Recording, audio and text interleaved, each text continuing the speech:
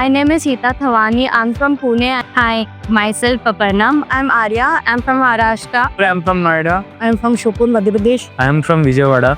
So coming to Avantika, I was very nervous at how it would be.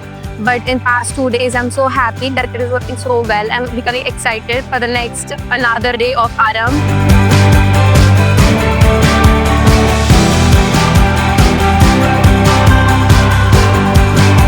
So today we had a very great session with Akib Bani, and yesterday also we had a session with Pratik Sethi, and it was very insightful and informative session. Yesterday we understood the basic of how to write the letters. Now we are painting a background to it. We are preparing to make a big mural, and I'm very excited because I'm practicing on the sheet and just making intricate designs.